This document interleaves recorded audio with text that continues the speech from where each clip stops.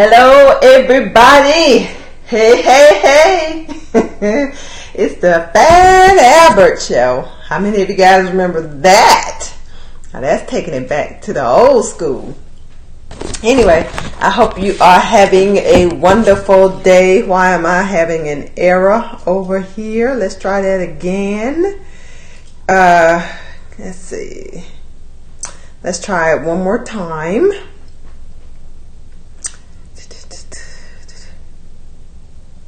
Live video. Having technical difficulties over here in my group. Let's see if we can get this back up.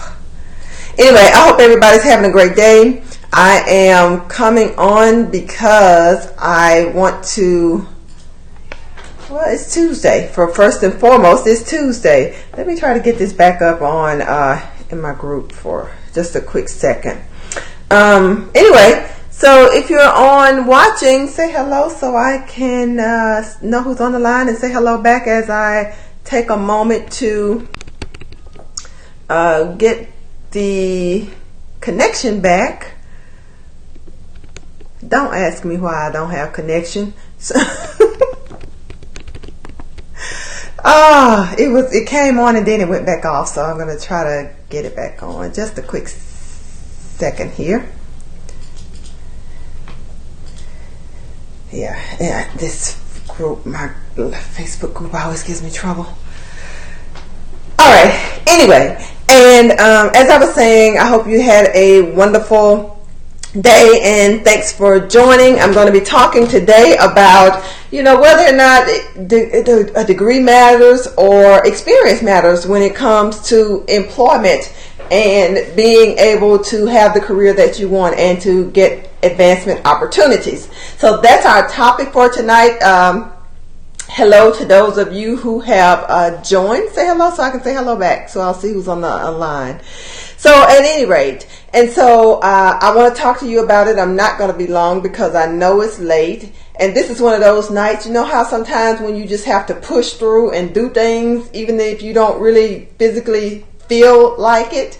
And so this is one of those nights for me. I'm pushing through and I'm showing up because I made a commitment to do so and to do it consistently, and this is my night, and so I'm here and happy to be here for that matter.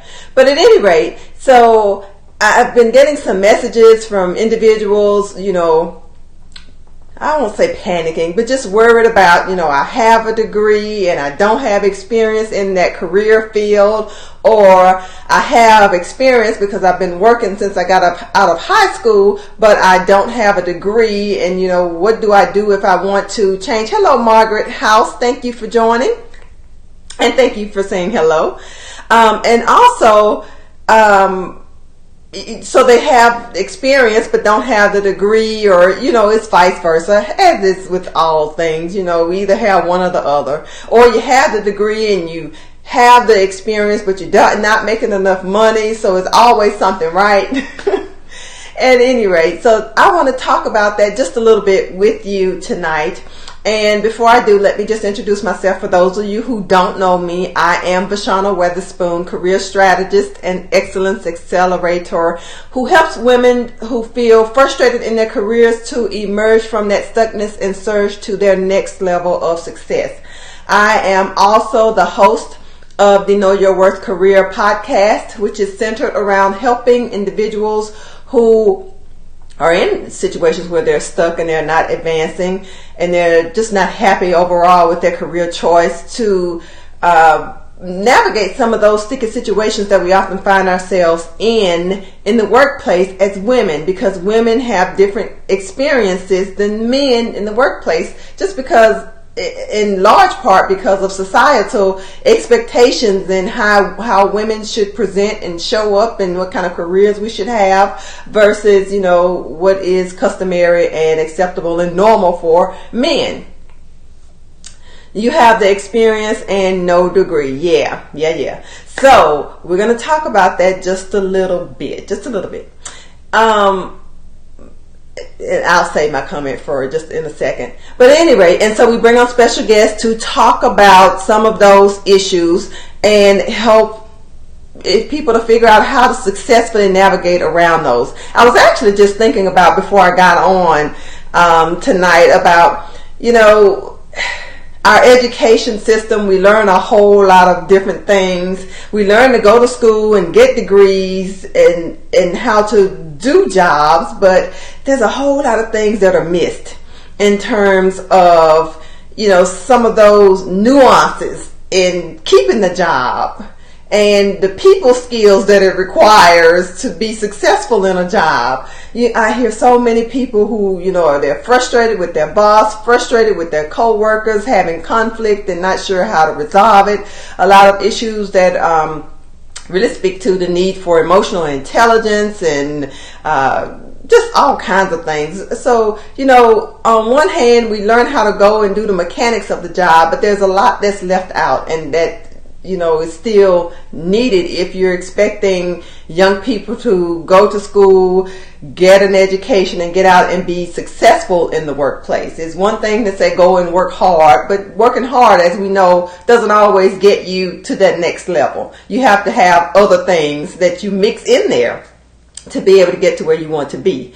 So at any rate, I know we say that a lot about business, and that schools don't teach, individuals how to be business owners. They are preparing you to go out and get jobs and become employees, but even in that arena, there's a lot that's left out. So I want to invite you to tag a friend, a coworker, a family member, anybody who who is having this dilemma. This is an issue or a concern for them about whether or not they need a degree, need the experience, which one is more important, and they're kind of like the hamster on the wheel, just kind of going around in circles because you can't figure out what your next move needs to be or what you need to do. So invite them in so they can hear this information. And so I am going to just jump right in and not delay and not keep you in suspense much longer. My response to the thing is, it really is relative. It's all relative. And it all depends upon what it is that you want. And if you can get clear about that up front, then it'll save you a lot of time and effort and agonizing and all of that kind of thing. Because if your career goal is something that does not require you to have a degree. Degrees are very expensive these days. There are a lot of people who have them or who have certain types of specialized education and they haven't used them a day. And there's a reason behind it. But sometimes it's about the choice that they made and it just wasn't something that was a good choice in the beginning. And there's all other kinds of reasons. Some people say that they can't get a job because they don't have the experience to go with their degree, and all it goes in a spectrum. But the real thing is just to figure out what is it that you're really, really interested in, that you really want to do, that you really want to pursue, put the effort behind to actually pursue and be able to work toward obtaining, because you don't want to waste your money on a degree if you really don't need it or you're not going to use it. You don't want to waste your time gathering some experience with something that's irrelevant when you really need to be in school. So it depends on what you really want and what the requirement is, what is required to get to where you want to be. Now, I know a lot of times we go to college for certain kinds of jobs when actually some nice experience, some well-rounded experience probably would get you that very same job. There's some exceptions, some where you actually have to have degrees. At least I heard of someone who was a dentist, and the person told me that person had never gone to school, except that they got books and they read and they learned and they went and passed exams. How true or false that was, I have no idea, but I just be very careful about the dentist that you visit. And any other medical person, I would imagine. And but anyway, it doesn't matter so much. Actually, I'll say this. I would argue that a person who has a wealth of experience has an advantage over a person who just has a degree. That would be my argument. And I say that because a lot of the jobs that, the announcements that are put up, it might have in there that there's a requirement for a degree. Sometimes it's a degree or experience. A lot of times it's a degree or experience, or a combination of the two. And that might prevent someone from applying for that job if they see that and they don't have one of those things. But what I like to encourage people to do is, if you have the experience, if you have 80% of the experience that they're requiring, I mean, it doesn't hurt to put your application in anyway, because you never really know what the employer is looking for and sometimes they don't even know exactly until they see it. And if they see someone who comes in with this wealth of varied kinds of experience, but that's related to whatever the position is, I would say that they're not going to just turn you down because of education, because after a certain point, there's not a whole lot of emphasis placed on the education, to be honest with you.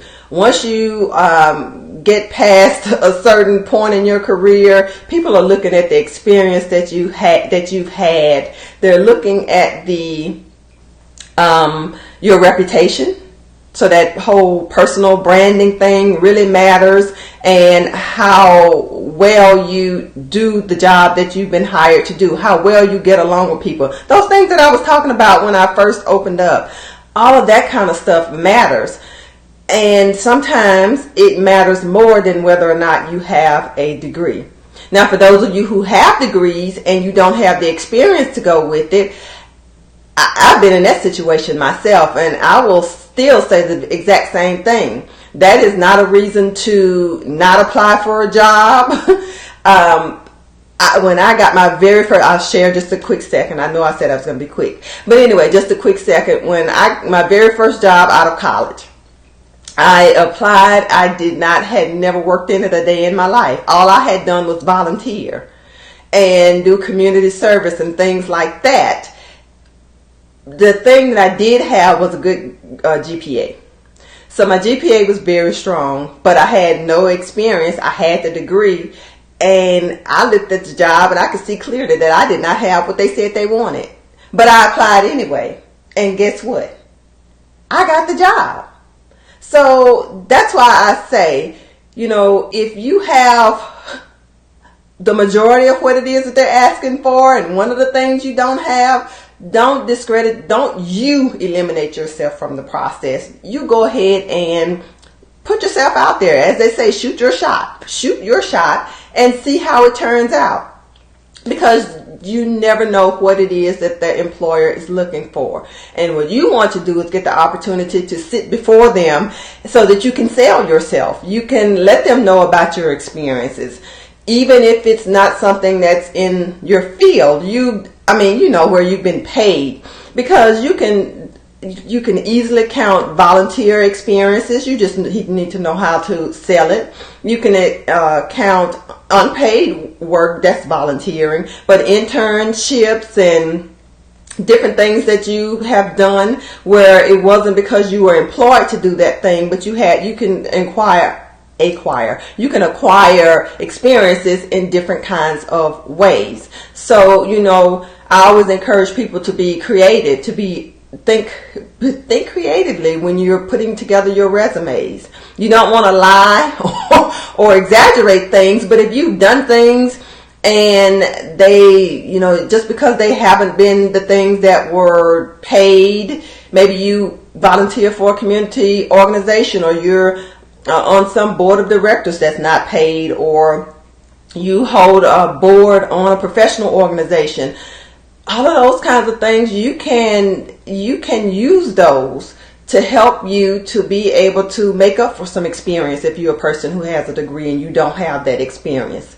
So, just keep those kinds of things in mind. It's all about the way you think about things and the way you can sell it. So if you get in that interview and you have a chance to talk to an employer, you will have the opportunity to expound upon the things that you've included in your resume, and you just might have a really good shot of getting what it is that you want.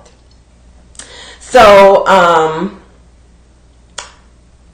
Let me check my notes because I did make a few little notes. I wanted to make sure I don't miss anything. Oh, this is another thing. Another thing, guys. If you already have a job, I would say, and if you're in either of these situations, particularly if you're someone who has the degree or you have a degree that's not the one that the employer wants. Say you want to get a promotion in your career field, and one of the things to entry is that degree. And one of the things to enter is that degree. Then what you want to do is make sure that you have kind of turned that job upside down, so to speak. And what I mean by that is, so if you have 10 different areas or 10 different departments in your organization, you want to make sure that you're having the opportunity to really kind of, it could be a work share. It depends on what your organization calls it, but it could be a work share, it could be a detail, but you want to learn as much as you can about each of the areas within your organization by volunteering to, cross work on projects or that kind of thing, so that you can soak up all that experience from right where you are, where the people already know you. And if you're someone who does good work, your boss will more than likely, if they value you, will be willing to allow you to take on some of these additional responsibilities. Cross training is what some people call it. We call it details where I'm from, but it just depends on the organization. So at any rate, and so you want to make sure that you get an opportunity to, gain the maximum benefit from the employment situation that you already have, because the people already know you. And if you can get yourself exposed to people in different areas, different departments, different levels of leadership, then that actually helps you to showcase your skills and to let people other than your boss know what it is that you're capable of doing. And when they think about something, a job or a special opportunity to work on some special project or whatever, then you're going to be the person that stands out if you have done a good job and made a good impression. And they'll be more likely to trust. Most people trust the people more that they already know and work with, that the other bosses in the organization can vouch for, over someone who's an outsider. So that's another thing, to consider. So you want to make sure that you're working from all different angles and leaving nothing unexplored, because, that helps they always say it doesn't matter who you know, it matters who knows you. And this is true. And so this gives you an opportunity to network, to let people get a chance to know you. And of course you get to know them, and you gain some knowledge and skills and experience that you can, guess what, put on your resume, so that when you are applying for a job, whether it's within that organization or outside, you have some additional things that you can use to help to boost your credentials and your credibility. So those are just, just a few things which, kind of could seem random, but they really are things that should be considered, that you should not discount, and take full advantage of all the opportunities that you have, because at the end of the day, people skills, emotional intelligence, being able to manage conflict, being able to lead others and lead projects, just collaborating with people, bringing people into the fold to help to come up with the best and the brightest ideas and solutions to problems and whatever. Those kind of things are the things that really matter to a lot of managers, to a lot of hiring officials.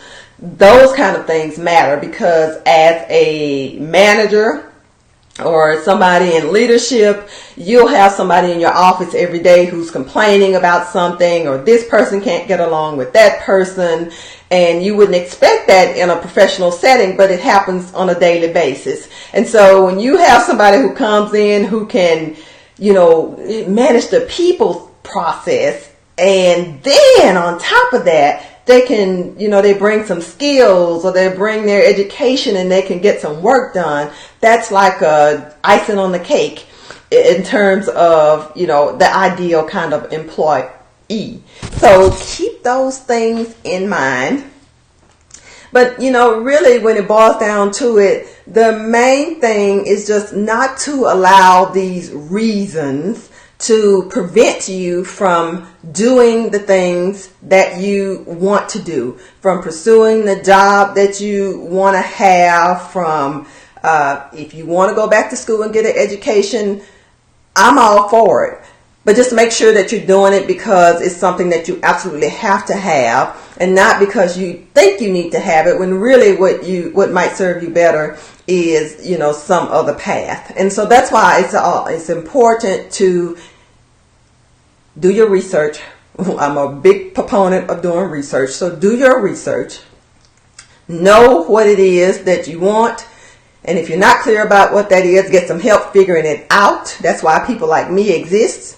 And once you know what it is, figure out what it is that you need to get there and get that. I was at my daughter's high school registration, and we were talking about the chemistry class, and she was debating whether or not she should take the chemistry because there was another alternative to it. And so her advisor suggested that she, instead of just deciding that she needs to take chemistry, look at what her career goal is.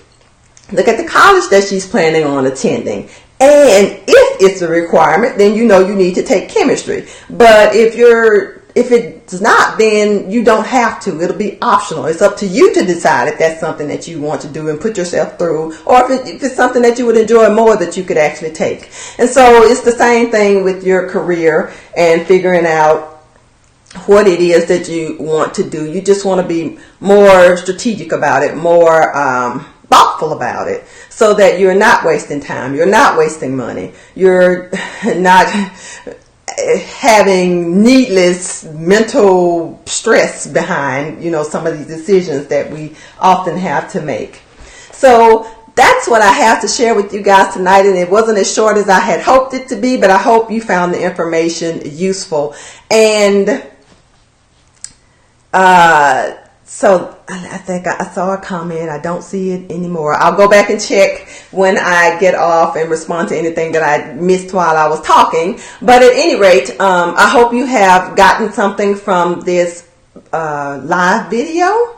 And if you are a person who is needing some help getting, I like to call it being strategic about it, where you're actually thinking through the steps, ABC, 1, 2, 3, what makes sense, what's needed, what's not needed, and you need a tool to help you to focus, then I want to give you the opportunity to take advantage of your next level career action planner that I have specially designed to help individuals to figure out what it is that they are trying to achieve, first and foremost, what it takes for you to get there, to really get consistent. Because what I find is that a lot of people are not taking the steps and the actions necessary to do what they want to do. They let the reasons stop them before they even get started.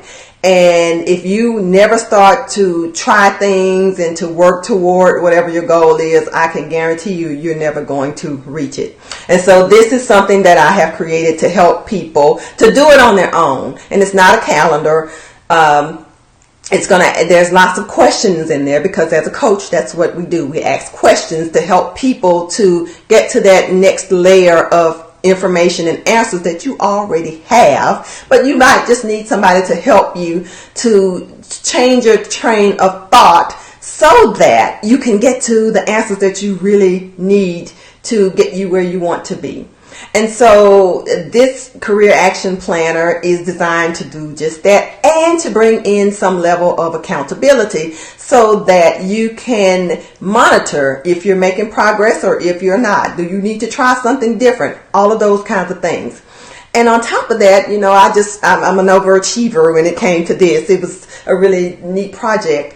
I also included in there a component for your finances, because nobody just wants to get up and go to work every day. We want to work because we want to be able to save. We want to be able to plan for our retirement. We want to be able to take vacations. We want to be able to leave a legacy for our families. That's, a really important reason why we work. And I know a lot of people struggle with the income piece of it. Sometimes it's not necessarily how much money you make, it's what you're doing with the money that you make. And so there's a component in there to help you with your savings goals, with your financial goals, so that you can enjoy the benefits of the work that you're putting in.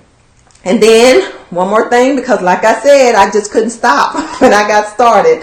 The last piece of it is about your health and wellness, because what I know for sure is that if you are not well physically and mentally and emotionally, all of those things, then it doesn't matter what you do, because you're not going to be able to show up for work if you're sick, or if you are sick and you show up, you're not going to be doing your best. You're not going to be that productive. You're not going to be impressing anybody while you're there. And so it's important to actually set goals around those things too, so that you can have that vitality, have that health, have that, great sense of well-being to help you to want to do well and be able to physically follow through on the things that you need to do.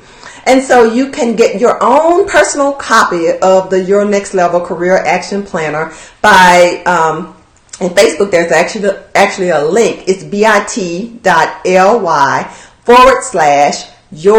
Next Level CAP, capital CAP, like a cap that you put on your head. So it's bit.ly/Your Next Level CAP, and I have a very, very, very special offer if you check out the link. And that's all I have for you guys. If you have any questions, just drop me a note in the comments. Otherwise, I will see you tomorrow. Have a wonderful evening. Bye-bye.